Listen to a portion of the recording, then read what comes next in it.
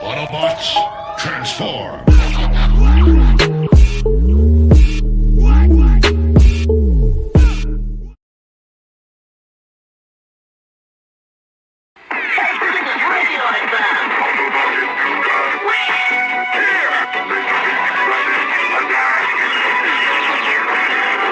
Introducing Blaster.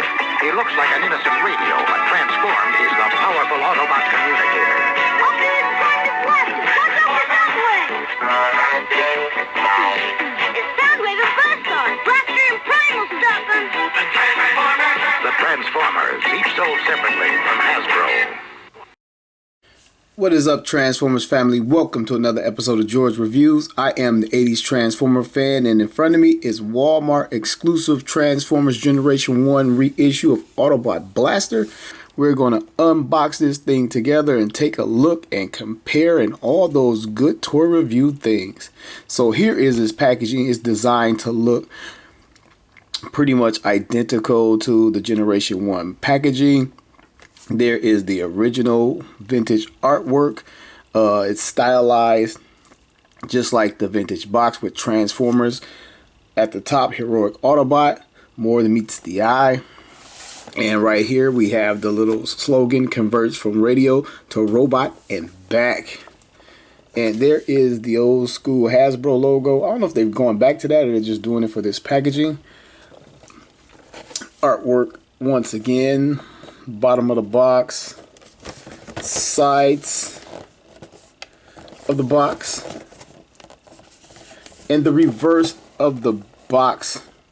Jetfire, Shockwave, and Deluxe Insecticons, Grimlock, Slag, Snarl, Road Rage, the Red Tracks, Whirl, even making an appearance on the back of the box.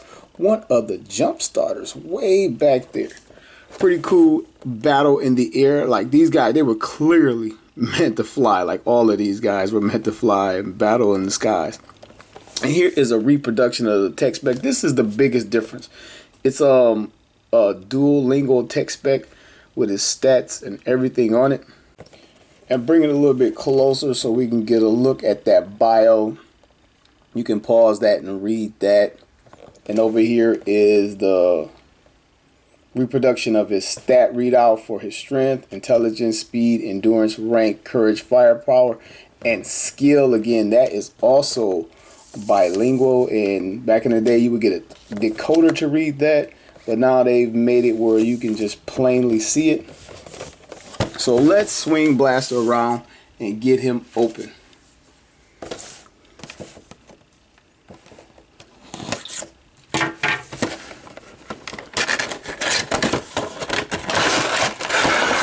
Sliding Blaster out of the box. He's in half a clam with looks like 3 tie-downs, 4 counting the one. No, there's 5 tie-downs and 1 on the gun. His instruction booklet, nothing further in the box. No more bells and whistles coming with this guy. Get the box, put it right here.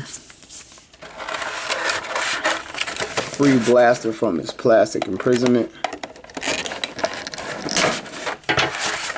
You know what's funny is a lot of people steal toys and return them in the packaging. I can't wait to see what interesting things the guys steal Blaster and replace in this packaging. I bet it is going to be hilarious.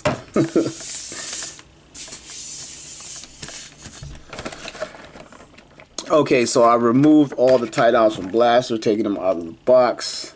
Set him down and remove his gun. There was never a whole lot to Blaster. I think that's why he was never really that huge, at least compared to Soundwave.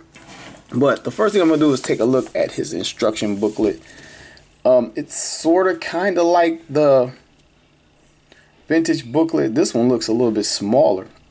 Unlike Blaster's vintage booklet, this one is in color. So I'm going to open it up. It shows the toy and how to transform it and the steps you take to get it there, all the way down to the end. Now, notably, he does not come with a sticker sheet. At least I don't see one in mine. It doesn't have any instruction for stickers, so I believe they have applied all the stickers All the stickers are factory applications. But here he is in his boombox mode. I'm the king of rock, there is none higher. Sucker MCs should call me sire. To burn my kingdom, you must choose fire. I won't stop. Has a lot of detail going on him. There is a tuning button, on and off switch. The speakers, which actually have holes in them. And I guess this is stickers indicating more speakers, the boombox stickers. Here is his Autobot rub sign or heat sensitive sign. You just hold it down. I used to always rub it, but the new ones you have to hold down, watch it change. It just turns red. It doesn't turn the rainbow colors like the vintage ones. His buttons down here. He has eject, off, and play. So you just hold down eject, and it ejects. And strangely enough, you can see the spring in there, big time. And a lot of people were complaining about the fact that he does not come with any cassettes. But unlike Soundwave Blaster original toy didn't come with any sets, and then when they released the cassettes, they came in groups of 2. So to give him a cassette would get you a duplicate cassette later on, because they're going to come out with the cassettes, or a single pack. And I don't think they're going to do a single pack of cassettes, because they can't hit you with a big enough price. So back to the detailing on Blaster. He is highly detailed because the original toy that this was taken from, that Takara had, was a functioning radio. One side had the batteries in it, and like I believe the screw that is still here right now, you would unscrew that screw and put, I think it was 2 AA batteries in it, and then the other side of his legs actually housed the electronics. And it was actually a functioning radio. When Hasbro got it, they decided to just drop all of that, like it was unnecessary. On the back of the box, it has like a headphone jack, and that thing is huge. It says input 8, then it says earphones. Right here, the stamping on the back says Hasbro 1984, Takara Ltd 1984, and it says Vietnam. I believe the original says Japan, and we'll check that out too. And the side of the toy, a little bit more detail molded in over there. And this side of the toy, it was never like just this is like the molded in stand like that you would let down. And I didn't even realize that, not even on my original. And you would let that down so it wouldn't fall back. So other than that, and again, like by him being a radio and it was not working, I guess he didn't have a whole lot of play value as the radio. I mean, you could put him on your shoulder and for a hot minute, but man, it would have been something if we could have got this guy back in the day with functioning electronics. So that is all I got for this guy in his alt mode, radio mode, boombox mode. So I'm going to get him transformed right now. Camera at a good angle. Just slot this piece over, bring out the legs side to side, and these handles fold down into his legs just like this. Slide it out like that, bring them down, and we're almost done. Collapse the legs, fold his arm, slide his arms out, then fold them forward. And again, they've applied the stickers for you, which is like took some of the fun from it. Slide the arms down. Ooh, that one was stiff. Slide the hands out and rotate them forward. Again, over here, like there's a little notch. Slide them down and rotate them forward. And lift up the head and turn it forward. His transformation is pretty much identical to Soundwave's. And here is Blaster in his completed robot mode. Okay, real quick before I forget, the instructions in the box have the legs extended. And I think that's how it goes, but all my life, because he was so big, I would collapse his legs, and that's how I did it. And that's probably how the rest of the review is going to go. I did the same thing with Shockwave because he was so much bigger than the other figures and you could just crunch him down. So I crunched this guy down. And before I get it, because I know how I do when I review, you can actually take the gun and store it on his back in one of these peg holes. He has a few. Depending on if you want it out of sight, you can just put the gun back there. There you have Blaster walking around with his gun on his back. Alright, I had to lift the camera up because this figure is kind of tall. Let's bring Blaster forward, take a closer look. Here is his face sculpt. And it's slightly different from the cartoon. On the cartoon they got the head right and the antennas right, but the actual face itself, they nailed it in the Marvel comic books. But he has yellow eyes, silver painted face, and a little thing over his head, silver painted. And since I'm up here, his head 360s on a little hinge under here. You can rock his head back because of transformation. Oddly enough, it won't come completely forward. See that? I wonder if it's just mine or across the board. And the stickers right here, you would apply yourself, but they're already on this guy. For the reissue, the chest Autobot logo was the Autobot chest logo was factory applied back in the day, and it's still factory applied. They've applied these stickers right here for us, here and here. So they took the fun out of it a little bit. Let's continue on with his articulation. His arm 360s on that die-cast hinge. You can see it back there. And if you wanted to, you can turn him to the side. What I did as a kid, he's so wide like this, I would turn it to the side and leave it turned to the side and rotate the hands around. You can do that. This is an official transformation, but it keeps him from being just so wide, and you can slide it out to give him more clearance if you wanted to. But back to the standard configuration, he has nothing at the elbow. It just shows you his hands 360 and his arm 360 on that hinge. Coming to his legs, there's no forward at all. It's G1. His leg out to the side for whatever that's worth, and nothing at the knee. And if you want to, you can make him taller by leaving this extended. That's if you chose to do that. As long as he's new, he will not collapse. But he's so big anyway, I don't see why you would want to do that. And his only functioning feature in this mode is the same as the other. He can eject. This is his laser rifle. What is it? A radio wave disruptor or something or other. It's always a weird gun with like that hole in the middle. This giant scope. I mean, it looks like some type of sniper weapon as opposed to a disruptor. But anyway, take it, get it in his hand.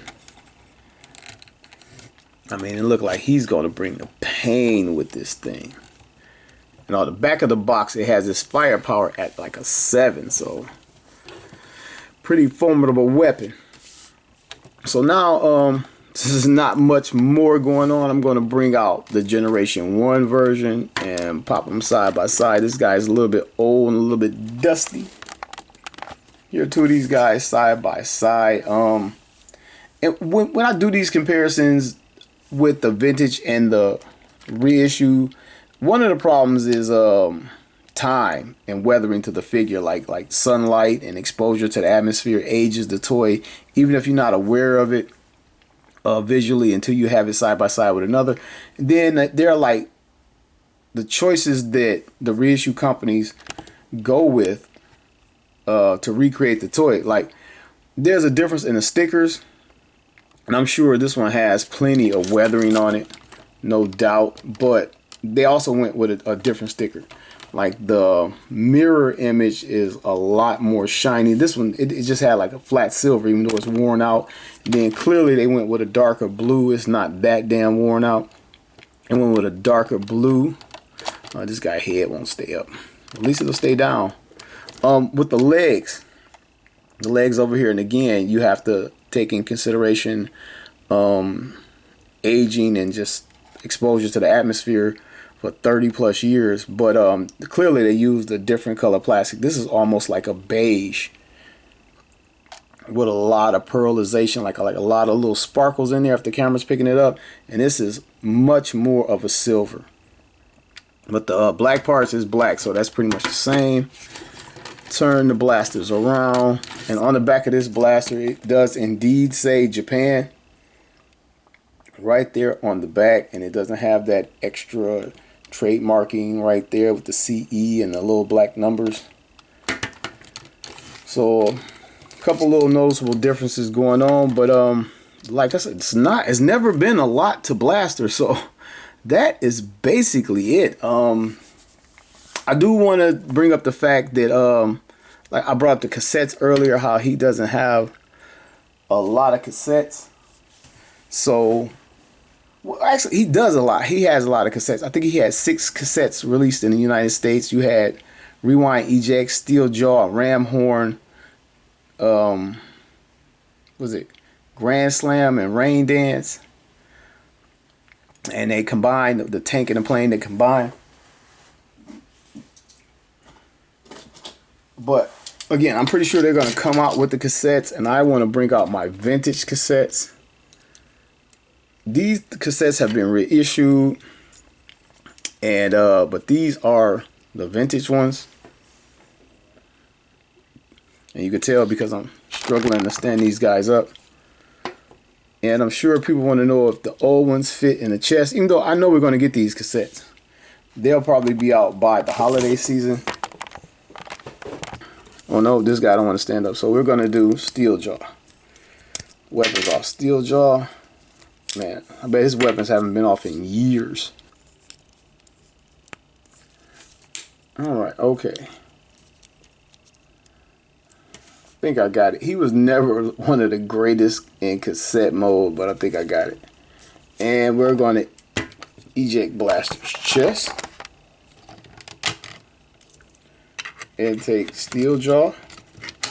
Put him inside, and there you have it. Let's see if we get a clean eject. Yep. He holds the tapes just fine, and they eject just fine.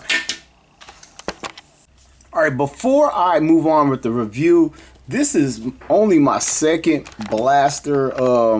He's been reissued a few times. This is my first time getting my hands on a reissue. He has a Takara book style reissue where he's in the white box. Then he has a United States reissue in the G1 color deco. Was in 2010. In that package, Blaster came with Steel Jaw, Ram Horn, and Eject. This was a shared exclusive with Hasbro Toyshop.com and San Diego Comic-Con.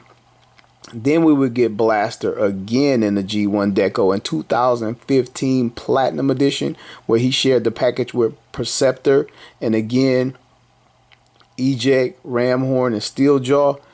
And this was an homage to the 1986 Transformer movie where Blaster pretty much debuted his cassettes when him and Perceptor were fighting Soundwave cassettes. It was a really cool package that I never picked up, and I kind of regretted it.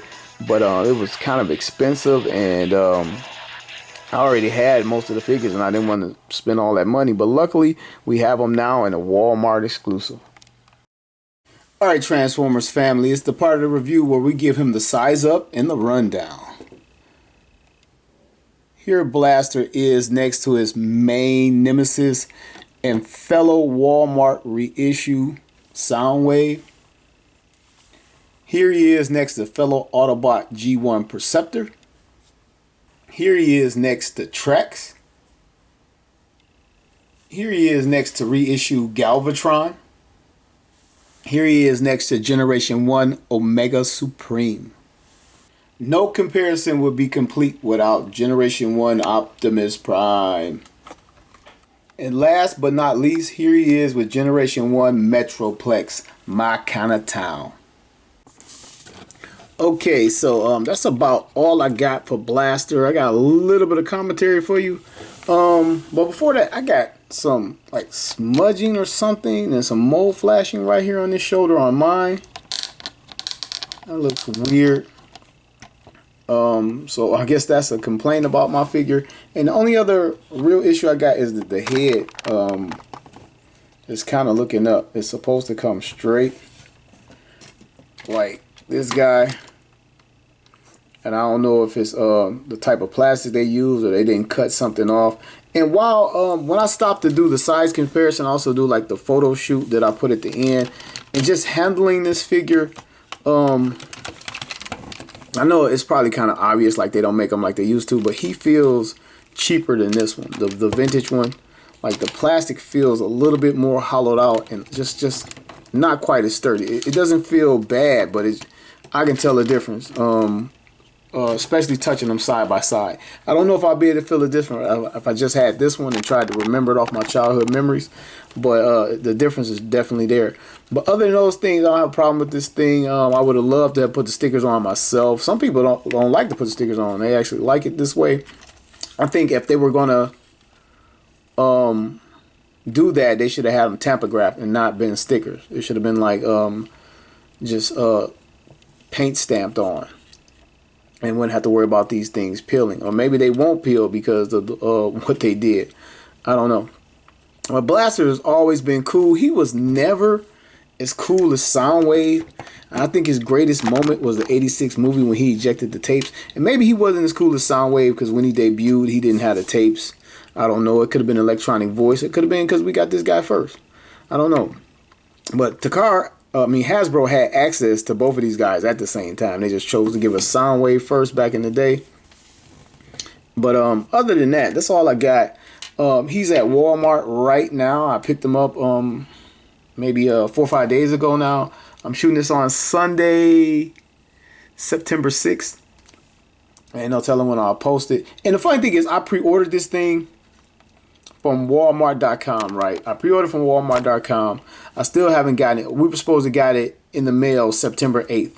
Then they said because of overwhelming demand, shipments are delayed. I saw people posting the same thing that I got. Shipments are delayed. Then I walk in Walmart and they have 4 of them. And I went to another Walmart looking for He-Man Origins, and I saw 4 more of them. And then a friend of mine said he had seen them, and I guess they come 4 per case, and he saw 4 of them. So near me, there are 12 blasters, but for some reason there's a shortage of blaster, and I didn't get it from Walmart.com. So when I get that, I'm probably going to return it and get my money back. So anyway, he's out there if you're looking for him. Thank you for joining me for another episode of George Reviews, the reviews where every toy has a story.